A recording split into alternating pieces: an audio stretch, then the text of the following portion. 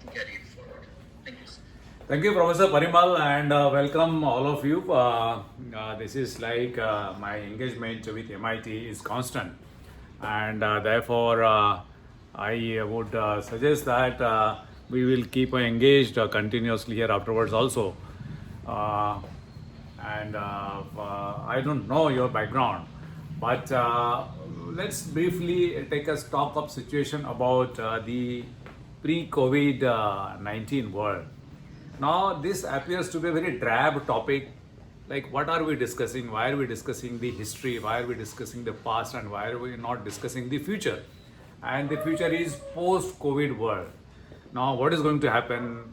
Whether the international institutions, where the governance systems, where the relationships between the governments all across the world, or the relationship between the countries, and within the country also relationship between the state governments and the central government, relationship of the societal segments, relationship within the family, and most importantly, relationship of the economic institutions.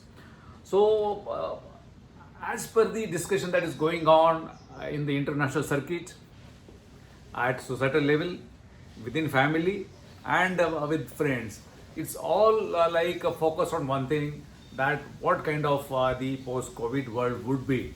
And most of the people keep on saying that the post-COVID world is going to be completely different, completely transformed, because this particular virus, coronavirus, has rattled the world in so much so that according to the discussions and according to the theorists of post-COVID world, that there will be two segments of the world: pre-COVID world and post-COVID world.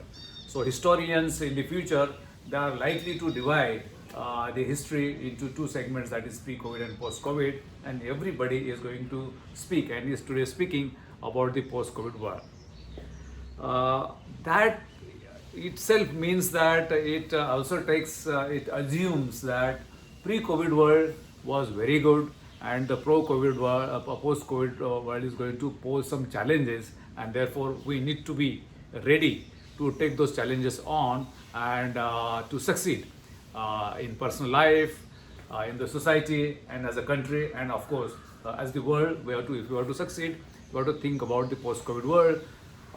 In other words, it means that we have to really take a leaf from the pre-COVID world, and then align with the pre-COVID world, that everything goes all well.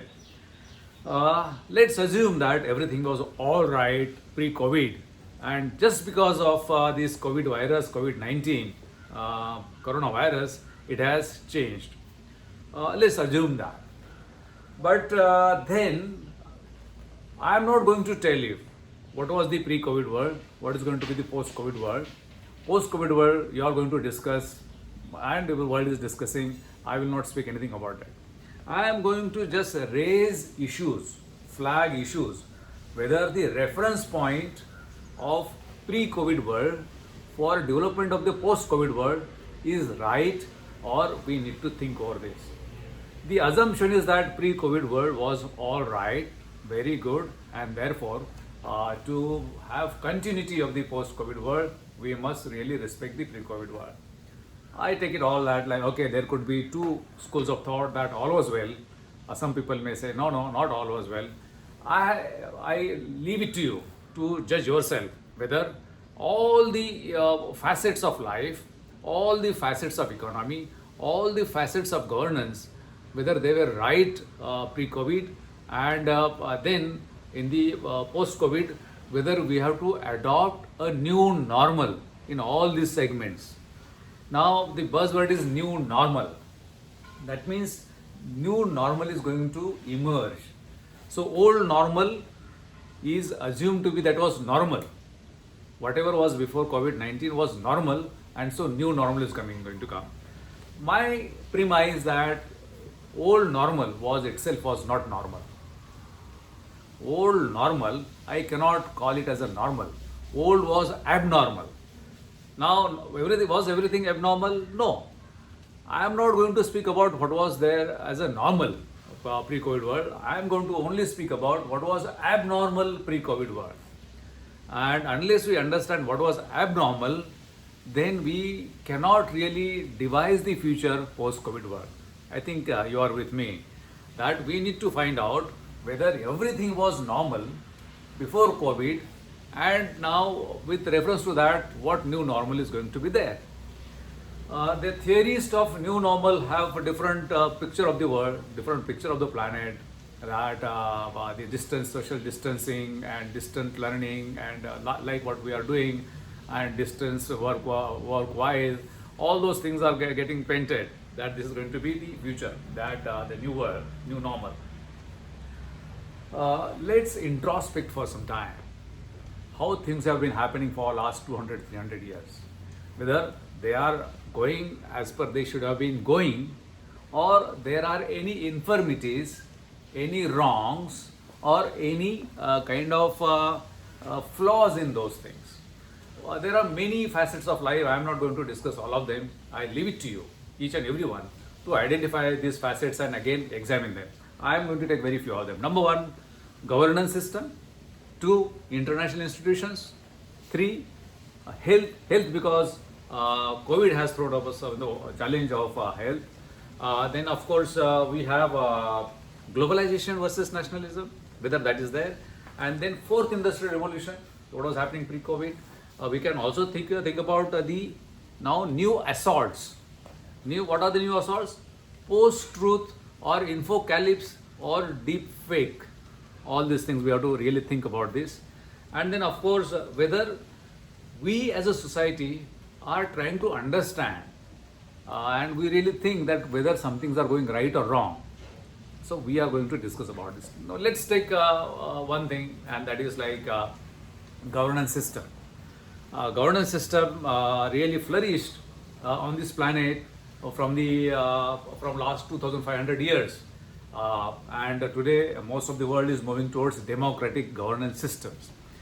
In fact, that is the most important, time-tested, the most favored system of governance, that is democracy. As all of you know, democracy started in a city called Athens in Greek. Of course, in India, during Rigveda time, there are some mentions about democratic institutions, but it is not very well documented like how it has been documented the Athenian democracy or Greek democracy. So it started about 2,528 years ago when Clisthenes, the protagonist of democracy, he started this moment. He overthrew the rulers who were authoritarian, and then the roots of democracy were planted. This democracy, there are many definitions of democracy. So the first definition of that democracy 2,500 years ago, which started in Athens by Clisthenes, the definition was given by Aristotle, the philosopher, who himself was against democracy for various reasons, but leave that aside. Definition given by him, I still consider that as to be the best definition, and that is the definition of democracy given at that 2,500 years was the rule of majority and those who are weak. Very simple definition of democracy. Rule of majority and those who are weak. Historically, all those who are in majority are always weak, or those who are weak are always in majority. Now you would say that today, the majority is of the strong, weak, strong people only. We are all strong. Our income levels have gone up compared to 2,500 years ago, whatever was. But we will come to it later on to that also. Whether majority is economically strong, socially strong or not, that we have to really take a stock of the situation even today.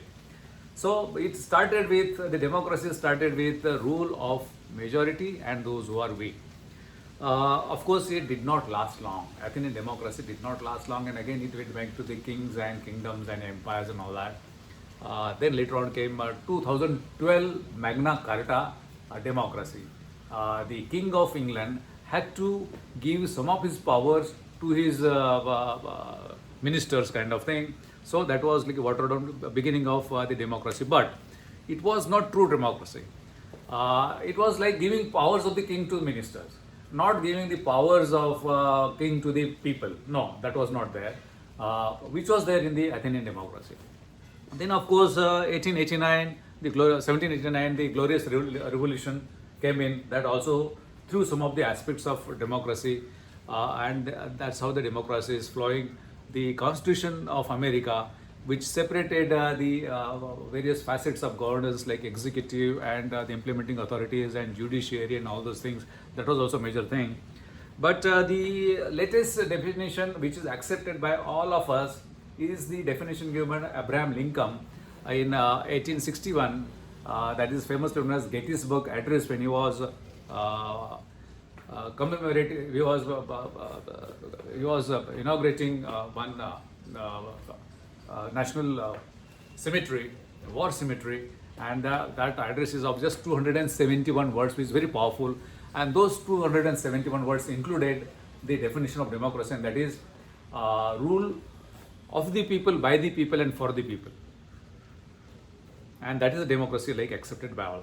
So democracy's definition started 2,500 years ago as rule of majority, and then those who are weak. And it today accepted definition of democracy is rule of by the people, for the people, and of the people, given by Abraham Lincoln, President of America, that time President of America. Now, I am just flagging an issue, whether the democracy that was envisaged 2,500 years ago by Clisthenes or by Abraham Lincoln, whether it exists today. Is there rule across the world of the majority and those who are weak, or is the democracy of the people, by the people, and for the people? Can anyone tell me amongst, like, we can, in fact, if somebody wants to say yes or no, I think we can start discussing that also. Anybody wants to say anything on this? Yeah, you can unmute your mic and speak.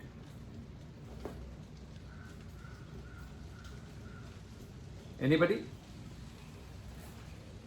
I encourage you to really participate in the in such discussion. Anybody speaking? Yes, sir, Sachin here. Yeah, please. Sir, can you more elaborate on this thing? What is the meaning of true democracy? Whether it's persists really in the world, or whether it's only a concept? No. Democracy, as I said, true or false, it is left to the people. But the democratic definitions on the basis of which all the constitutions have been framed. Number one democratic definition that was at the beginning, that was like rule of majority and those who are weak. That was the first. The latest one given by Abraham Lincoln, that of the people, by the people, and for the people. With reference to these two definitions, whether democracy is functioning in the world today, live up to these definitions, or it is something different.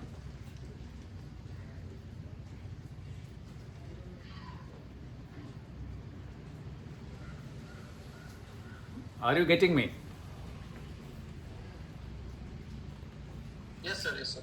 No. But then my question to you is that whether democracies in the world today that they are there, whether they are as per these definitions, or is there any change? Sir, the real democracy is not existing. The way the governments are ruling, the governance model is being implemented. It is there is a lack in democracy. Okay, you feel that the concept of democracy, the spirit of democracy that was there when it was conceptualized 2,500 years ago, or which has been historically said by many people, it doesn't exist today. Then it was not normal. The governance model was not normal pre-COVID. So we cannot have a new normal, we cannot start new normal. If the earlier thing was not normal, then we cannot really have reference point for new normal post-COVID for the democracy or governance system. Then we have to think about it. And your young generation like you have to think whether the democratic systems were right or they have been flawed. Now there are too many institutions, academic institutions, they try to measure health of democracy. Whether democracies are real democracies or are there any problems in the democracies. We in India, we are the largest democracy in the world. In fact, we should be doing this thing. Our educational institutions should be doing it. Our society, civil society should be doing it, but unfortunately we are not doing it. American one institution is doing, and the most famous institution is the Economist Intelligence Unit in UK. They every year try to check the health of democracy. Like what we discussed in last 5-10 minutes, with those reference points, they check the health of democracies all across the world, and then they categorize the world into in what health the democracies are there. There are 60 parameters on the basis of which are categorized into 5 groups, and that like they measure whether the democracies existing in the world are really in good health or not.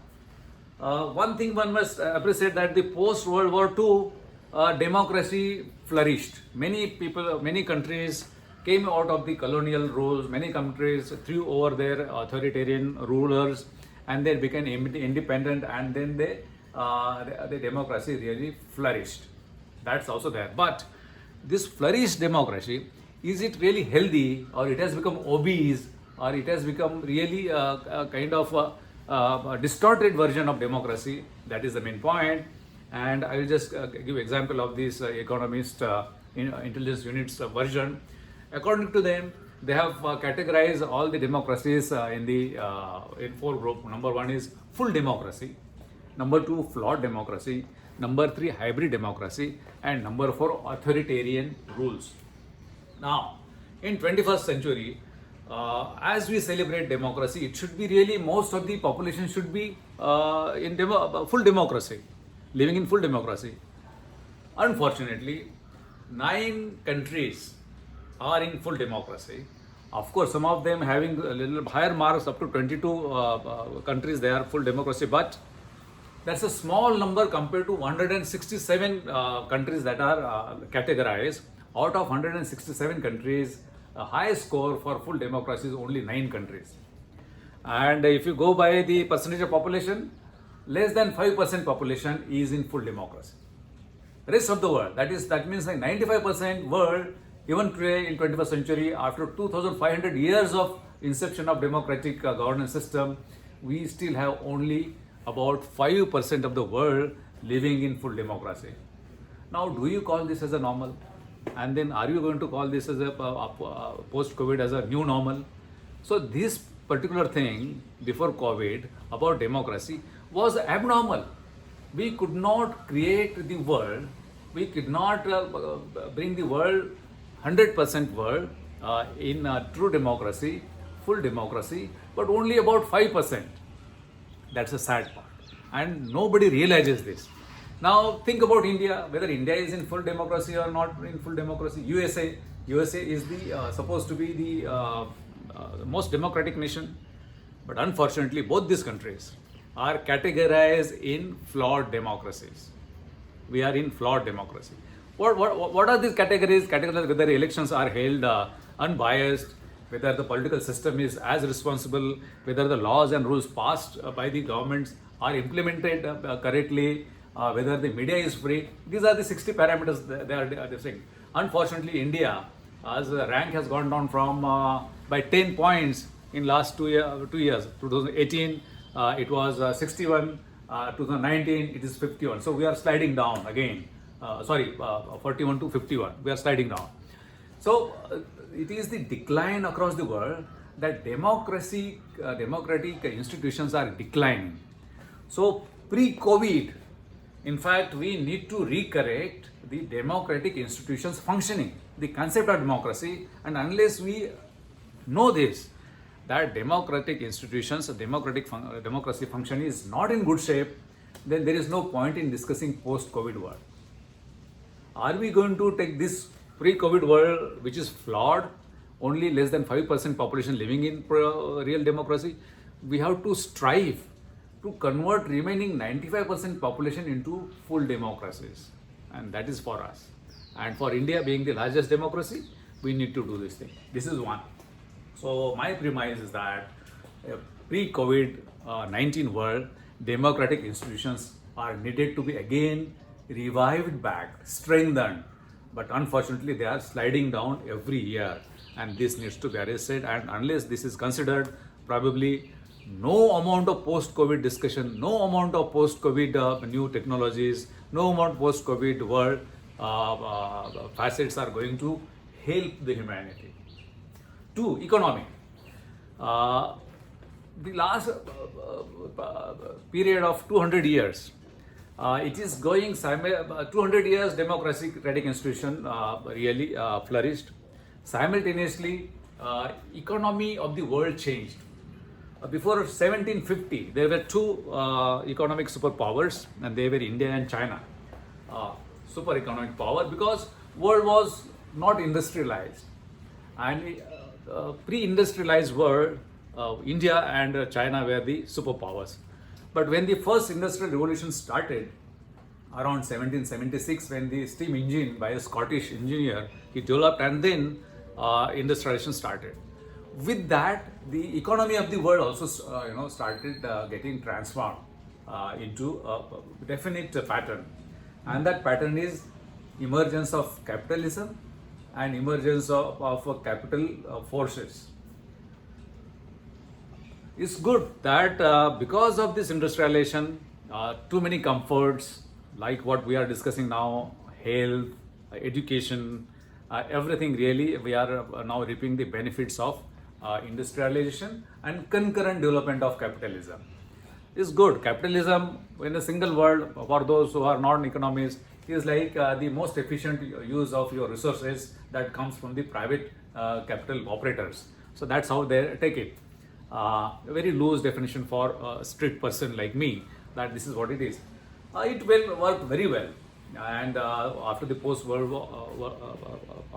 War II, they wanted to control this journey of capitalism, because before that it started overpowering everybody, capitalist forces.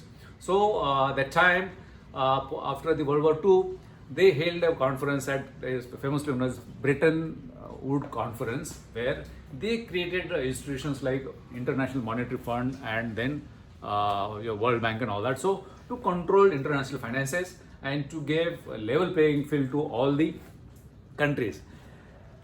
Ingrained into this all facet was the income equality that was there. See, democratic forces were there to give, to treat everyone equally.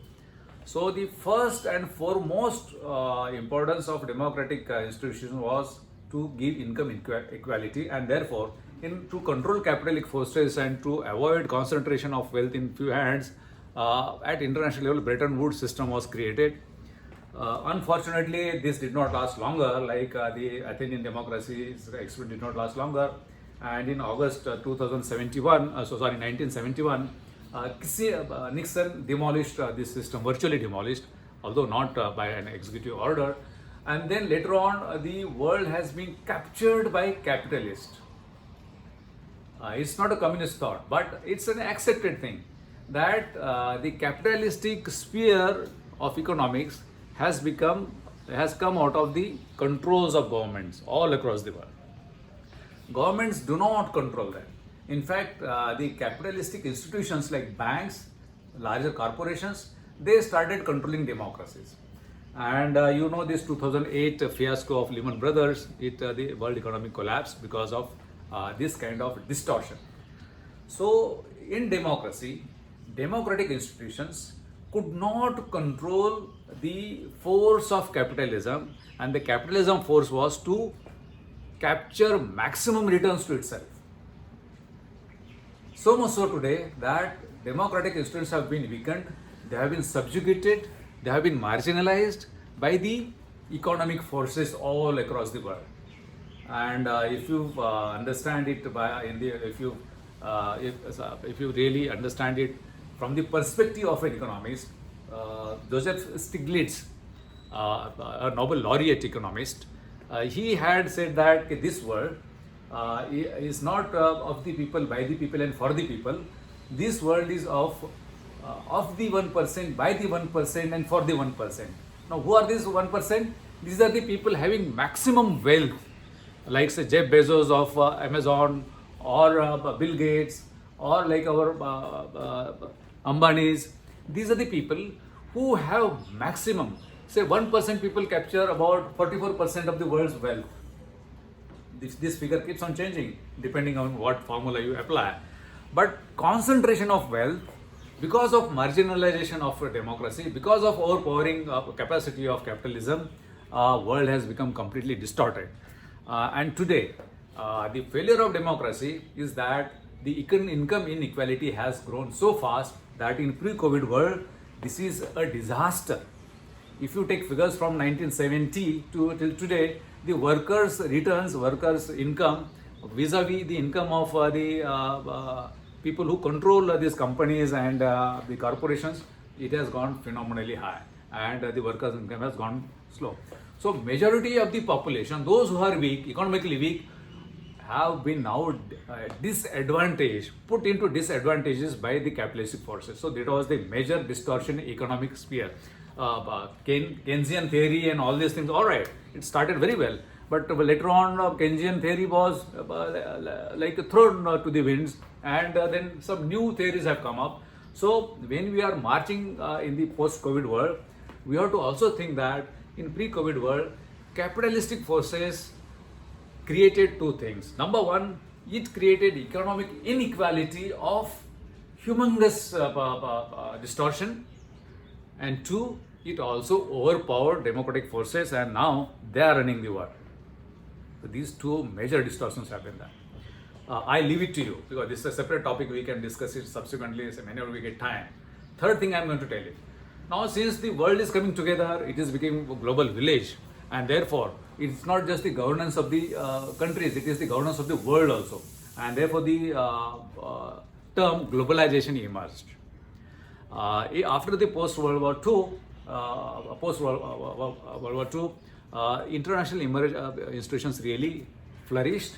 They became strong, like World Bank, International Monetary Fund, UNO, Security Council, World Health Organization, UNESCO, World Trade Organization. There are too many.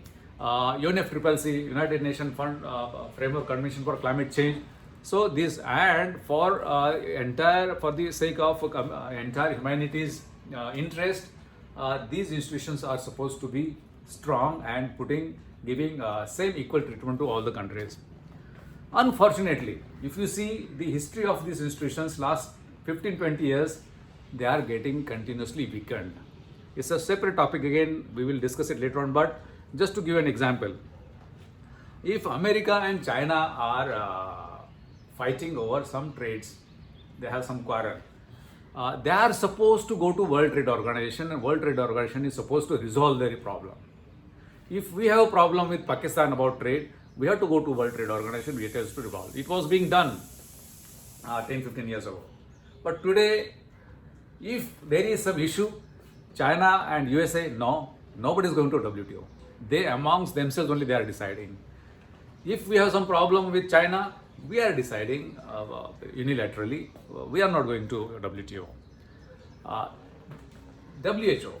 Now when World Health Organization is supposed to control such pandemics, and they declared a World Health Emergency under regulations of 2005, that there is World Health Emergency of COVID-19 that was declared on 30th January 2020. Immediately all the countries should have come together, but unfortunately they did not pay any heed, they did not pay any attention to what WHO was saying. In fact, Mr. Trump, President of United States, he said that WHO is not functioning properly. In fact, they are now withdrawing from WHO. So WHO's status has been like weakened. And these are the two examples. We will get all ample examples that all the international institutions are getting weakened. In pre-COVID world, in fact, when the globalization should be on the rise, and as per the perception of every common person, that globalization is happening. But at the same time, the institutions that are supposed to control this globalization process, they are getting weakened all across. So this is very unfortunate state, like we are talking something and doing exactly opposite. So in pre-COVID world, the globalization process was dented. In fact, it should have been strengthened, but it is getting weakened. Now there is time for us to take this note of this also. Otherwise, it's going to be very serious threat in the future, and no new normal is going to correct this thing. Health system. Now let's talk about health system. Human Development Index, it takes into account two, three things: education and income, and of course health. Health is very of prime importance.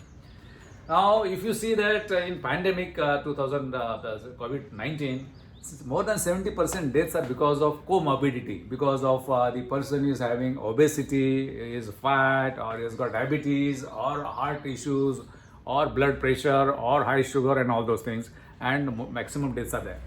Now, why these deaths are happening? Simply because comorbidity. Why comorbidity is happening?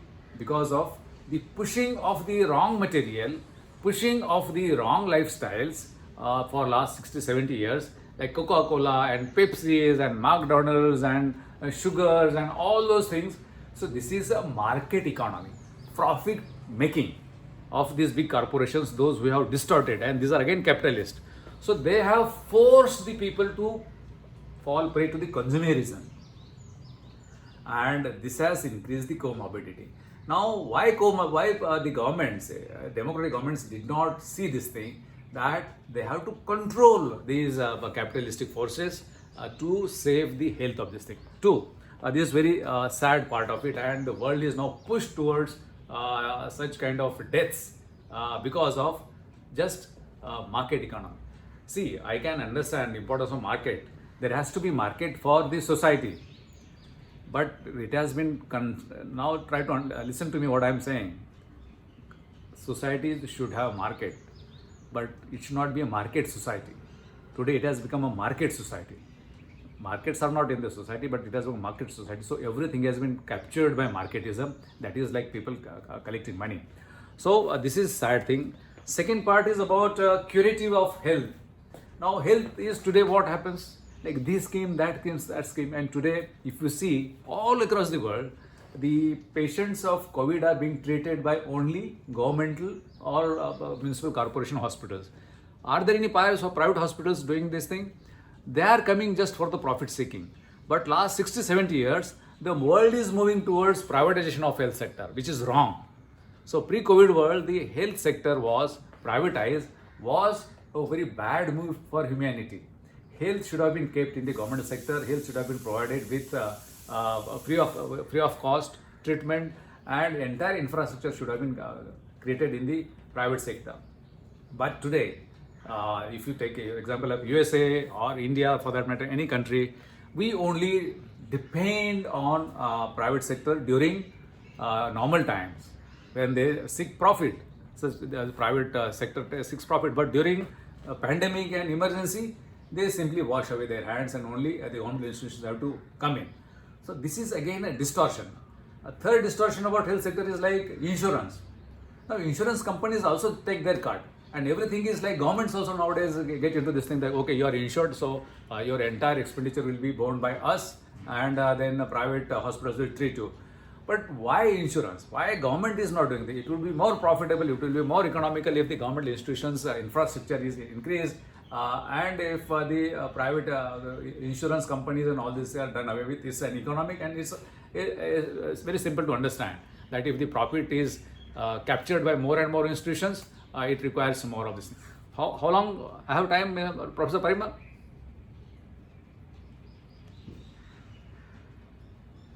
Professor Parimal? Yes, sir. Your time. Okay. Yes, Okay. your time, sir. Okay. Yes. So pre-COVID world, health institutions were also, we cannot take them as a reference point for new normal.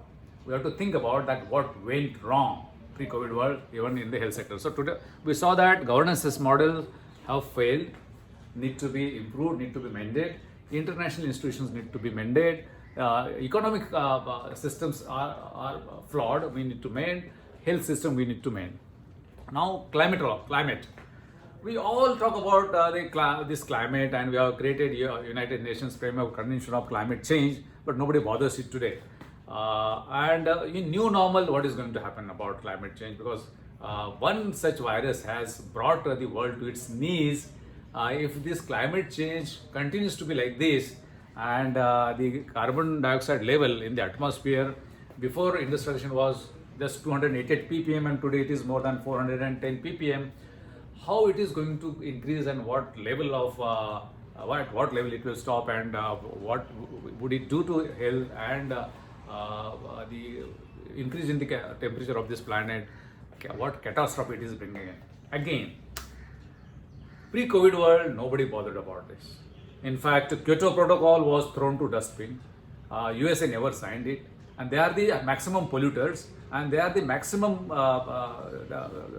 rent seekers from all these things. So therefore, this world committed the largest blunder on this planet. And what is that blunder? It is the biological blunder. See, all the animals are created by nature to consume resources to the extent possible. Now, if you just think about how much calories every individual, like bacterium to say elephant to everything, they just consume some calories. Man was created to consume calories of 1800 to maximum 3000 calories per day. That's all.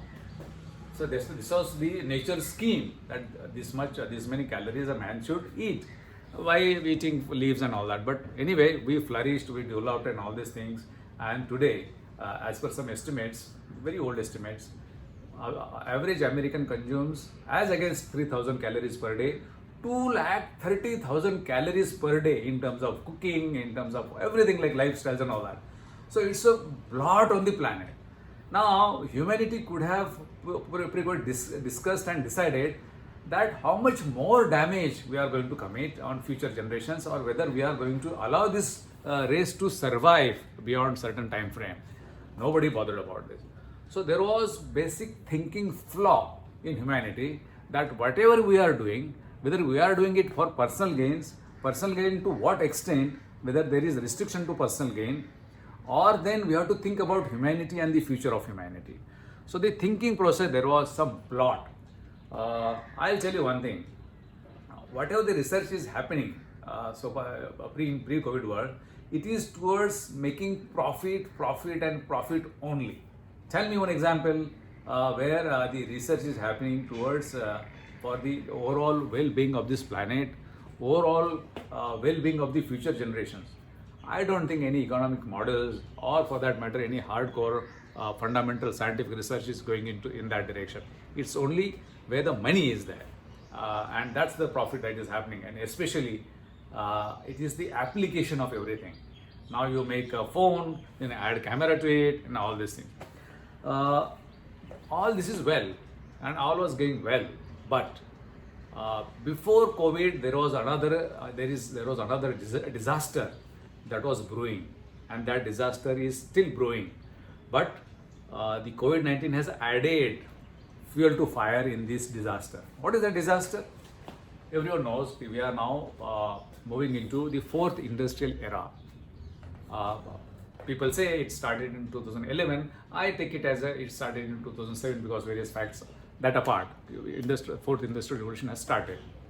Now, not always all was well before COVID-19 on this front also. Fourth industrial revolution is fabulous, very nice, futuristic. The algorithm, the genetics, genomics, 3D printing, algorithmic models, artificial intelligence, all these things are all well, and it is going to benefit humanity like anything. In fact, it is said that it will increase human beings' life beyond any expectation. Probably man could live forever. So these are the positive sides of fourth industrial revolution. But simultaneously, fourth industrial revolution is in the hands of these people who operate it. And who are operating? Those who seek profit, higher profit, and higher profit. Now it is in their hands. Now the world is moving in such a direction that as per the World Economic Forum, WEF, their report of 2018, it says that because of these technologies, in next 10 to 15 years, about 65% of the today's jobs are going to get vanished. and these jobs will be taken over by algorithmic models, 3D printing, artificial intelligence, robotics, and all these things. Now, world is having about 780 crores of people, 7.8 billion people.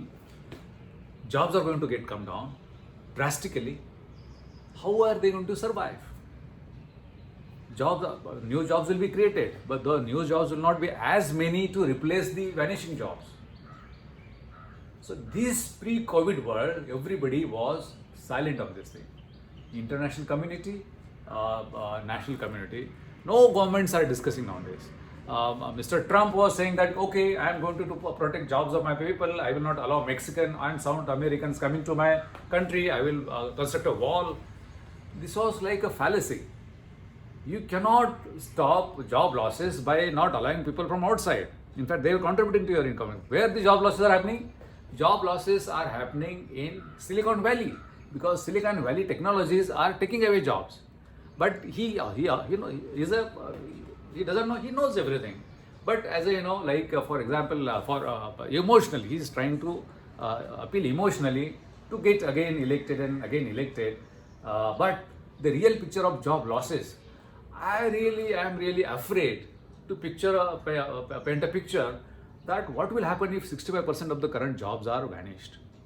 It's a very serious issue, and serious issue for a country like us. A country like India is going to be very serious. Now, there are many issues, but failure of humanity, and I'm telling you, as the evolution, scientific process, we are supposed to be more intelligent, we are supposed to be more reasonable, we are supposed to be more compassionate, we are supposed to be coming together, and we are supposed to be helping each other. But and if something wrong has happened, we need to erase that. In pre-COVID world, one technology that is I am to discuss, there are too many things, and that is your social media and all these things. It is being used for wrong purposes which humanity failed to arrest, and that is your infocalypse. So much so wrong information, it is apocalypse of information, disaster of information. So much so information is pushed, you are not allowed to think what it is exactly. It's there, every moment, every second new information is coming. We do not get time to understand whether it is right or wrong. The moment you start thinking, new installment of information comes in. That's one thing that this humanity pre-COVID could not do. And more than that, the deep fake and post-truth.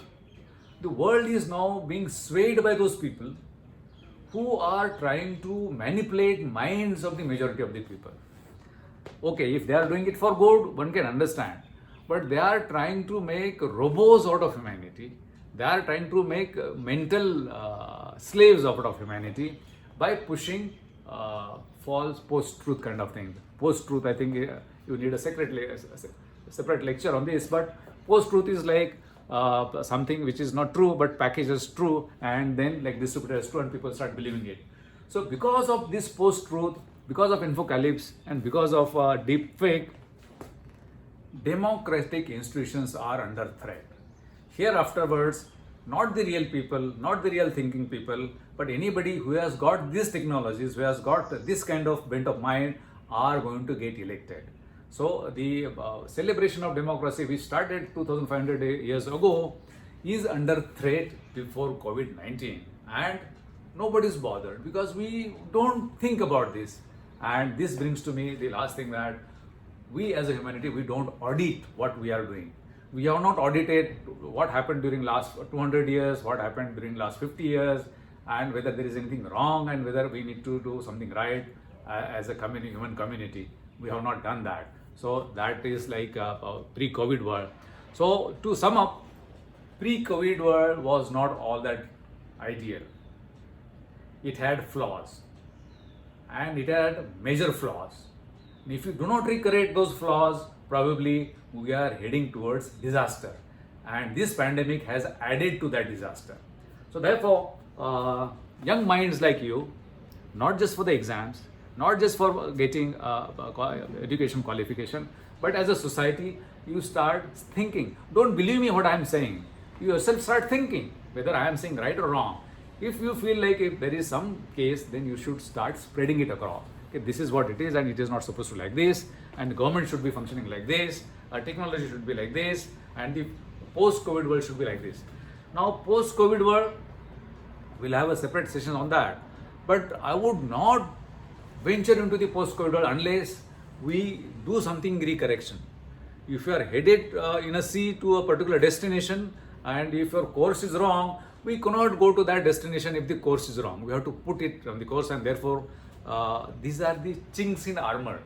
We are well protected, but there it is now, there are chinks. We have to recorrect those chinks, we have to recorrect the course, and then we are eligible to discuss post-COVID world. Otherwise, it's a major flaw. I think I am through because it's too long, and I would now, if there are any questions, let's discuss your issues also.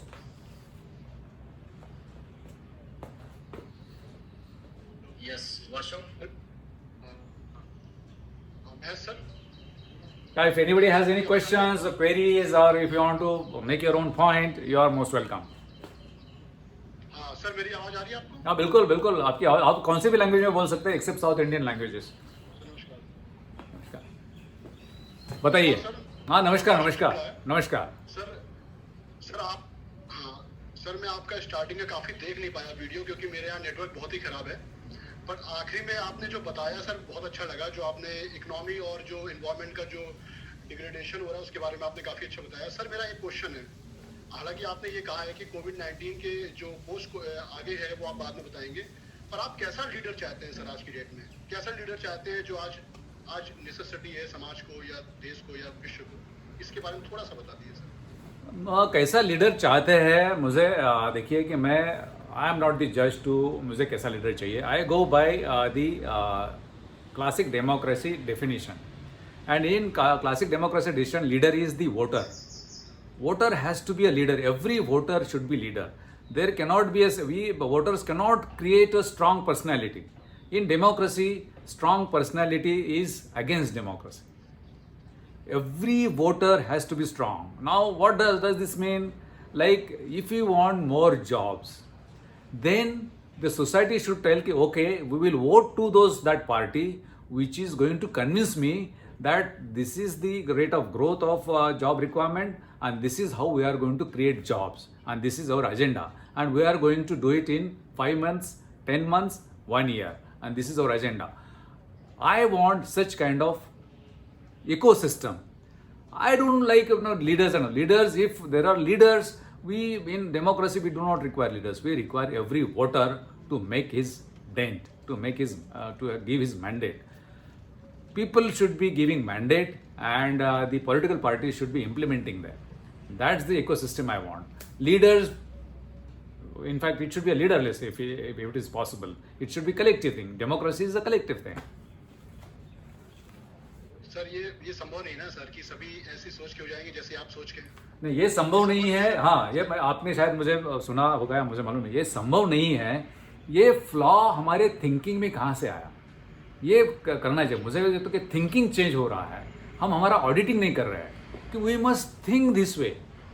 अगर जब राजा थे, जो पुराने काल में 2000 साल पहले या 1000 साल पहले, तो उस टाइम का समाज में अरे बिना राजा कैसा चलेगा? हर एक, तो इसके लिए क्या होता है कि thinking matters. So we have to think. ऐसा कैसा होगा, ऐसा नहीं है, ऐसा होना चाहिए.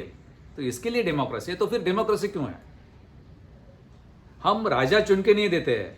हम हमारे एस्पिरेशन क्या है, हमको जो लगता है वो क्या चुन के नहीं देते. हमको देखिए कि बाढ़ में समझो पुणे कॉरपोरेशन के अंदर 25 लोग मरते हैं एक मानसून में या कोई शहर में, तो हमने ऐसे लोग क्यों चुन के दिए कि जो इसके बाढ़ के जो आएगी तो उसका कोई उसके पहले भी कुछ काम नहीं करते? नहीं है. ये हर एक प्रॉब्लम जो हमने बताना है उनको कि आप बताइए देश के प्रॉब्लम क्या है, बताइए राज्य के प्रॉब्लम क्या है, बताइए शहर के प्रॉब्लम है. उनसे प्रॉब्लम लेने का, अगर उनको प्रॉब्लम समझे है तो उनसे सोल्यूशन पूछने का है. अगर सोल्यूशन हो गए उसको इलेक्ट करना है. ये डेमोक्रेसी है. And I want that democracy to revive. That's the thing I want.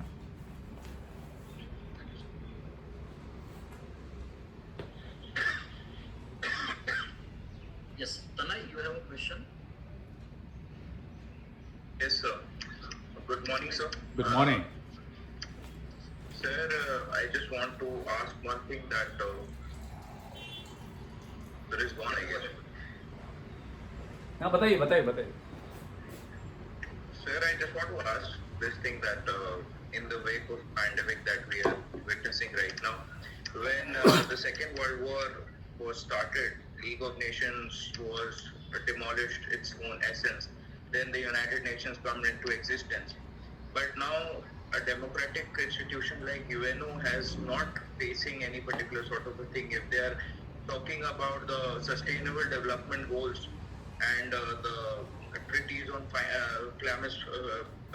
the Paris Climate Treaty, we are not thinking all from that particular perspective.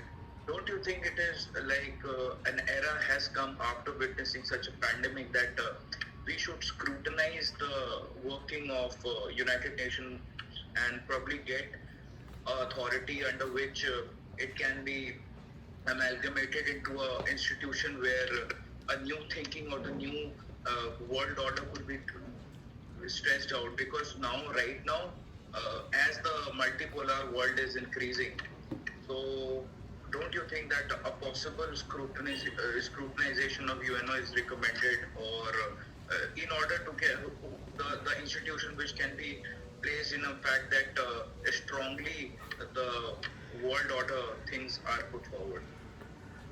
Very good question, like earlier question, and both of the questions have the same connectivity. In fact, they are related to each other.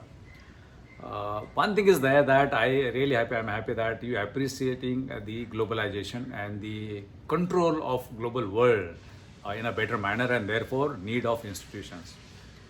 And then I said that we are democratic world, and the international institutions are supposed to work democratically.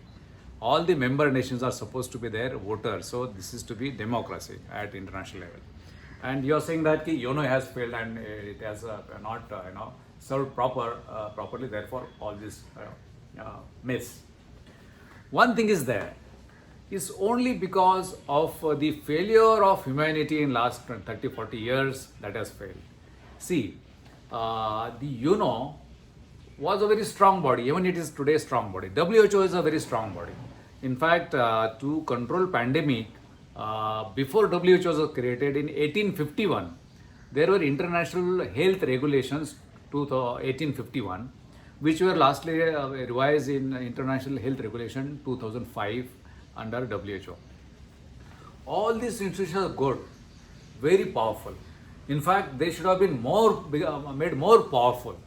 But we are getting world leaders.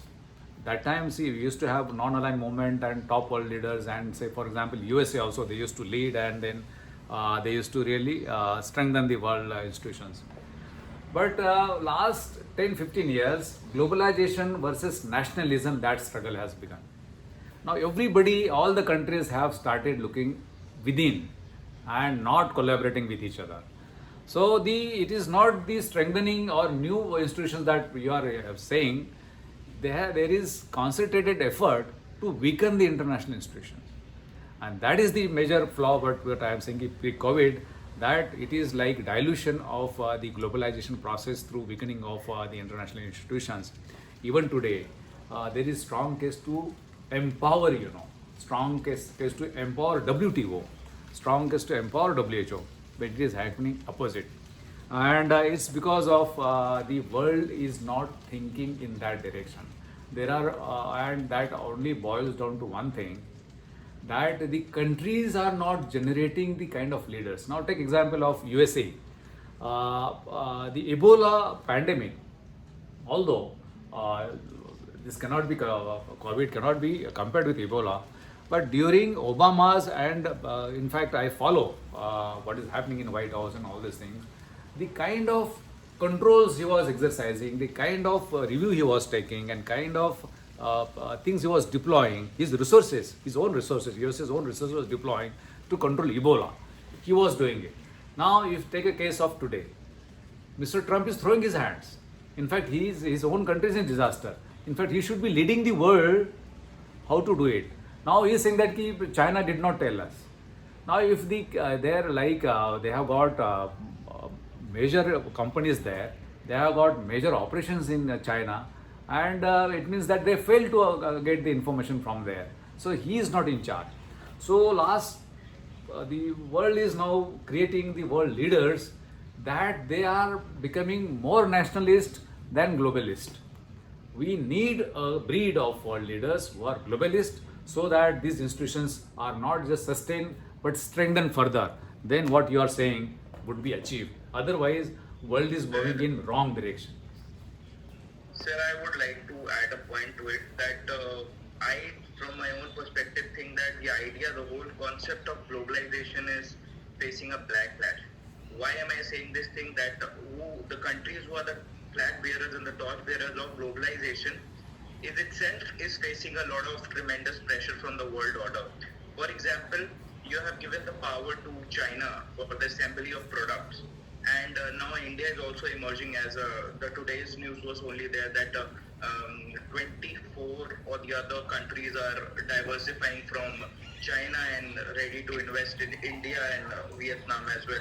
So don't you think that the globalization perspective and talking about the debate on globalization and nationalism and globalization who has beared the torch of globalization is itself falling back and a new multipolar world order is creating, so that is why everybody is looking out for their own particular good rather than to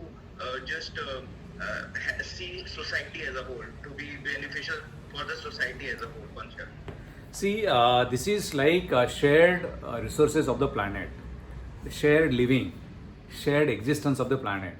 Now, if the USA starts polluting the world, and then we, okay, it's a multipolar world. No, that is not going to happen. Like say 32 crores of people are contributing to more than what China and India combinedly are contributing towards the environmental disaster. That doesn't mean that, okay, let them do anything. No, it has to be connected world. If you want to have a future and a bright future, it has to be connected and just not multipolar. Now, had it been multipolar, I won't have any issue. But it is not in the hands of governments anymore. The way to put up, like say for Amazon, is doing business in India. Whether Indian government is in charge of doing anything? Are there any, like when Uber came to India, and when in Mumbai, if anybody wants to start a taxi, Kali Pili taxi, he has to take a permit. And the government wouldn't allow because there was restriction for some good reason, restriction because not too much of competition and all that, and like a break even for business. Now Uber came in. Uber did not seek any approval because their business model was like that. My point is that the businesses, the capitalism has migrated from the country's control, government's control. So whether it is bipolar or unipolar or whatever, it is only capitalist polar. Where they decide where there is, there is more profit, they would do it. It is not the countries anymore. No. If you take like Infocom to come to India, they will, if they have more profit in Bangladesh, they will go to Bangladesh. So maximum jeans manufacturing for the USA was in Bangladesh. So it is not the decision of any decision maker, especially democratic decision maker. It has gone to the capitalistic decision maker. So to discuss multipolar and all this is academically all right. But unless and until we recorrect economy, we again re-establish the authority of democratic institutions, this is not going to happen, and then there will be more distortion. We cannot exist as islands anymore because we have created connected thing. Our currencies are connected, our business are connected. Now think about pharmaceutical industry. If we stop something from China and if they stop the raw materials coming to India, maximum raw material for our export of health products from India is about 1,50,000 crores all over the world. If China stops raw material coming from China to India, what will happen? So this is, we cannot be in isolation. It has to be connected, and therefore WHO like of institution has to grow. So in totality, multipolar world and bipolar world, no, it has to be connected world. In fact, in virtual reality, it is already connected. It's only now the leaders we need to have, that those are the world leaders who are thinking for the entire humanity and not thinking for the personal, limited goals.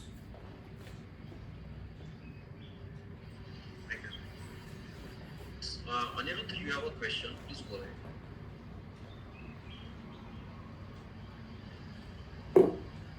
Hello, sir. My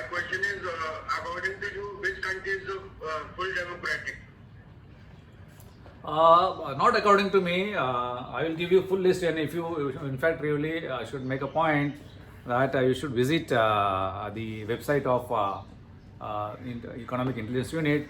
Finland, Sweden, all these countries, New Zealand, they come in. They come in full. Countries. That's not. Finland is a country. You want me to read it out? You want me to read it out? Yes, sir. Okay, I'll read it. Please, sir.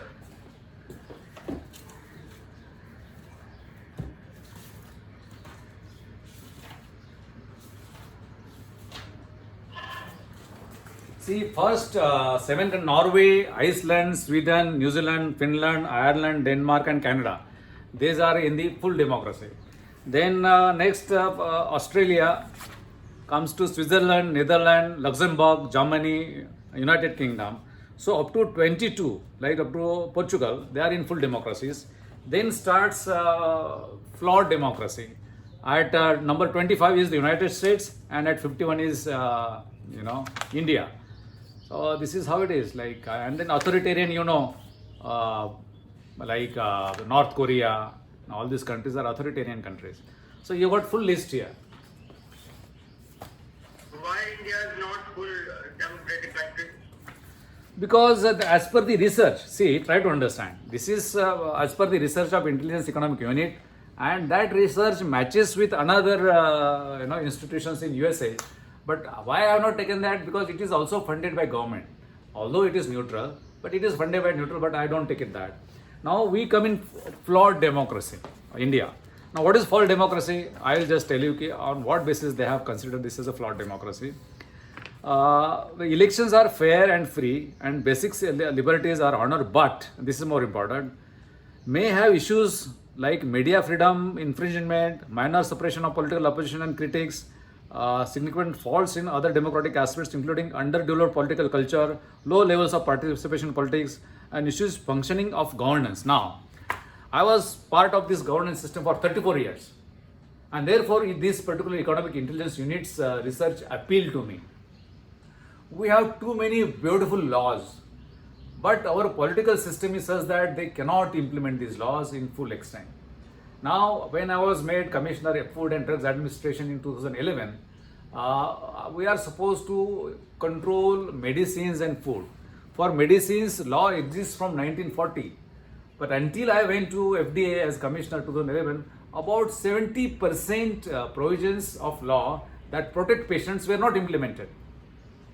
And I will give you n number of examples that these laws governance is little weak in this country, and therefore we are classified into flawed democracy. Thank you, sir. Sir, Vamini is having a question. Yeah. Yes, Vamini, if you have asked the question.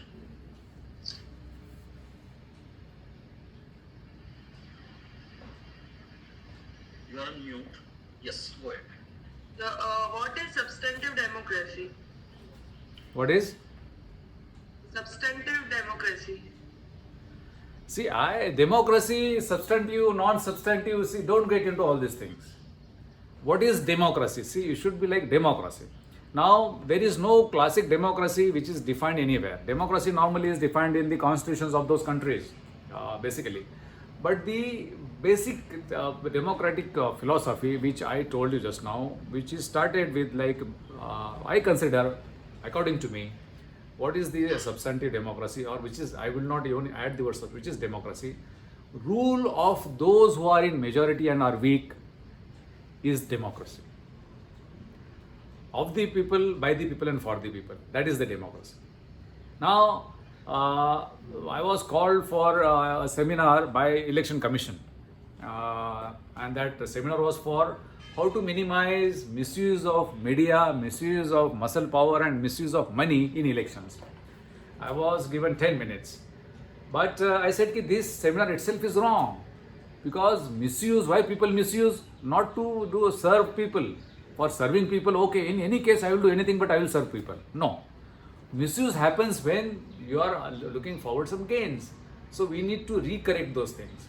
So as I discussed earlier, that how capitalism has overtaken democracy, In the same breath, I gave them the new definition of Mr. Abraham Lincoln, of the money, by the money, and for the money. That is democracy today, which is as opposed to of the people, by the people, and for the people. So for me, as you asked, rule of those who are in majority and are weak is democracy. Thank you, sir. Yes, Sachin.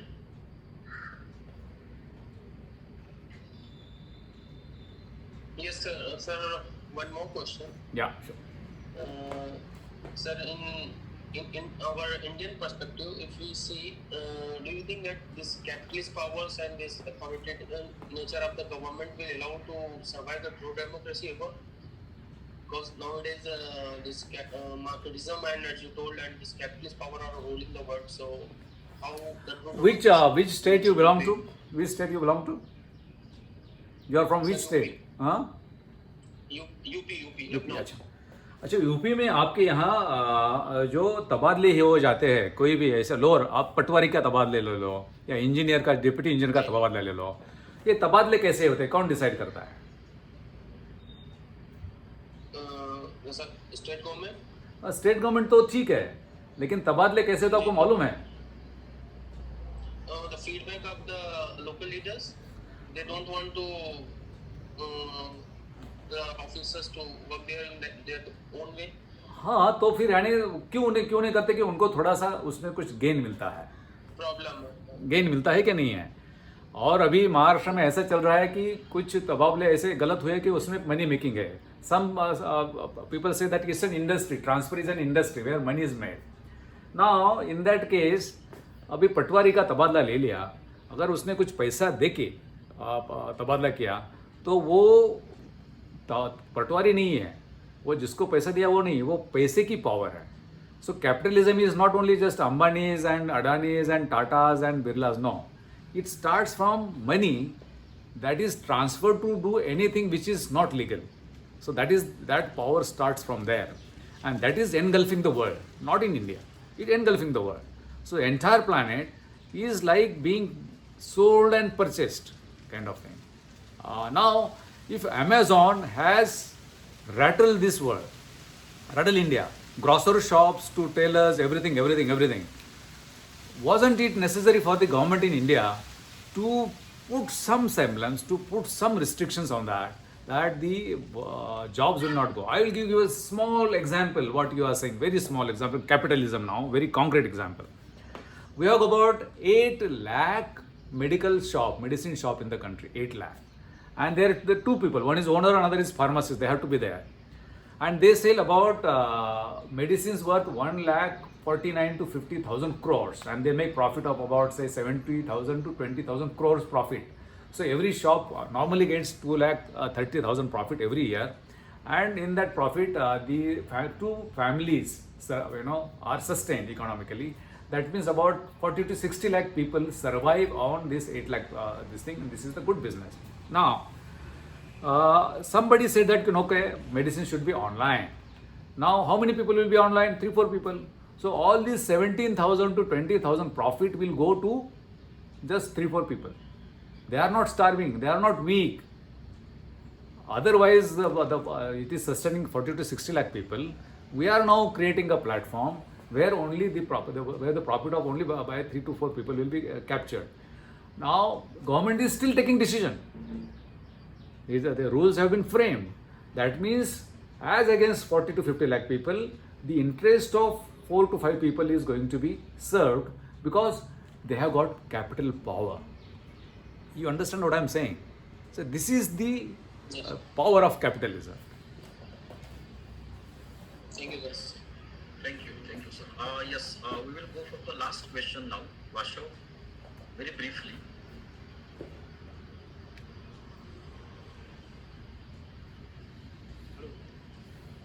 Sir मेरा question ये है, हाँ जी बताइए.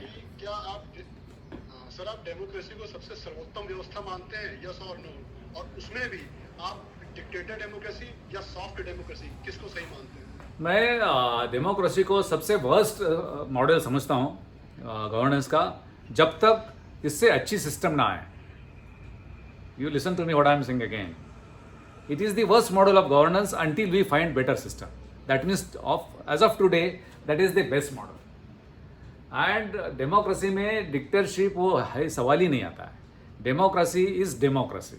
It has to be of all the people. There cannot be any strong people or this thing like you cannot have somebody who is very strong and then call it a democracy. It's not a democracy then. If it is good, like say for example Shivaji Maharaj was a king, or Aurelius Marcus, Roman emperor, was a king. If you want to give example of the Western world and India, although they were kings, they were mighty powerful, but they were most democratic. Try to understand. Like say, it's not that ki this or that. See, democracy has to be of the people, or then you have to have a king, which is not guaranteed that you will get a king of this kind, who is always thinking of the people, not himself.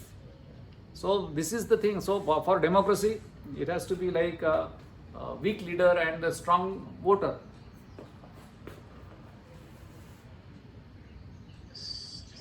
Thank you so much, sir. Thank you. Your presentation has generated a lot of questions for the students on the issue of democracy, and we certainly need to continue this discourse on democracy. The motive of School of Government itself is kindling the flame of democratic leadership. If we want to develop democratic leadership, then we must also understand what we mean by democracy and democratic systems. So this is something that we should certainly, the discourse we should certainly continue in days to come. And with these words, I thank you from bottom of my heart for giving your time and your valuable inputs to our students. And we are looking forward to many more sessions with you on the issues of democracy, governance, etc. Thank you. Thank you, Professor, and thank you all. And I have not given you any knowledge. My purpose was to generate some interest in these topics. So please go ahead and think yourself. Thank you very much. Thank you, sir. Thank you. Thank you, sir. Thank you. Parma sir, hello. Thank you, sir.